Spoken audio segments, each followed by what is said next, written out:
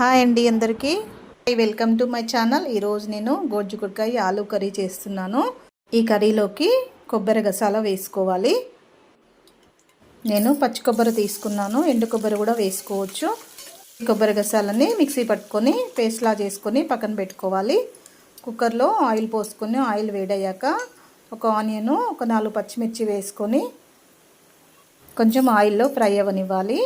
ఉల్లిగడ్డ కొంచెం ఫ్రై అయిన తర్వాత ఒక స్పూన్ అల్లం వెల్లుల్లి పేస్ట్ వేసుకోవాలి. అల్లం వెల్లుల్లి పేస్ట్ కొంచెం ఆయిల్లో ఫ్రై అయ్యాక ఉప్పు, పసుపు, కారం, ధనియాల పొడి వేసుకోవాలి. నేను చూపించిన క్వాంటిటీ ఒక 1/2 కేజీ గోడ్చిక్కుడుకాయ, ఒక 2 ఆలుగడ్డలకి చూపిస్తున్నాను. నేను చిన్న సైజు ఆలుగడ్డలు తీసుకున్నా కాబట్టి 2 వేసుకున్నాను.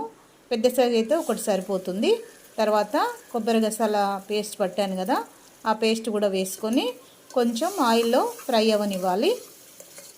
స్టవ్ ఫ్లేము సిమ్లో పెట్టుకొని వేయించుకోవాలండి, లేదంటే కొబ్బరి గసాల అంటిపోయినట్టుగా అవుతుంది. గసగసాలు హెల్త్కి చాలా మంచిది. ఇది కర్రీలో వేసుకుంటే చాలా టేస్టీగా కూడా ఉంటుంది. మసాలా అంతా ఫ్రై అయిపోయినట్టే. ఇంకా తర్వాత ఆలును గోడ్చిక్కుడుకాయ ఆల్రెడీ నేను కట్ చేసి పెట్టుకున్నాను, అవి వేసేసుకోవాలి. వేసుకొని కొంచెం ఫ్రై అయ్యాక ఒక టమాటా వేసుకున్నాను. నేను పెద్ద సైజు టమాటా వేసుకున్నాను.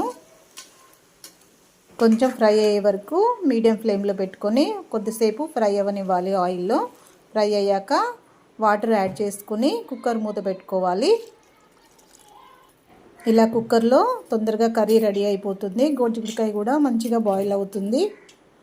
కుక్కర్ మూత పెట్టుకొని ఒక 3 విజిల్స్ ఇస్తే కర్రీ రెడీ అయిపోతుంది. ఇంకా కొంచెం వాటర్ ఉన్నాయి కదా, ఒక 5 మినిట్స్ కుక్కర్ మూత తీసాక కొంచెం బాయిల్ చేసుకోవాలి. ఇలా దగ్గర అయ్యాక కొంచెం గరం మసాలా వేసుకుంటే కర్రీ రెడీ అయిపోయినట్టే. ఇంకా మసాలా వేసుకున్న తర్వాత కొంచెం కొత్తిమీర చల్లుకొని స్టవ్ ఆఫ్ చేసుకుంటే కర్రీ రెడీ అయిపోయినట్టే. ఇంకా ఈ కర్రీ మా అమ్మ చాలా బాగా చేస్తుంది. చిన్నప్పుడు నాకు చాలా ఇష్టమైన కర్రీ అంటే ఇదే. ఇంతవరకు ఛానల్ ఎవరైనా సబ్స్క్రైబ్ చేసుకుని వాళ్ళు ఉంటే అందరూ సబ్స్క్రైబ్ చేసుకోండి. లైక్ చేయడం మాత్రం మర్చిపోవద్దు. ఈ కర్రీ చపాతీలోకి, రైస్లోకి చాలా టేస్టీగా ఉంటుంది. మీరందరూ ట్రై చేసి ఎలా ఉందో కామెంట్ చేయండి. అందరికీ షేర్ చేయండి.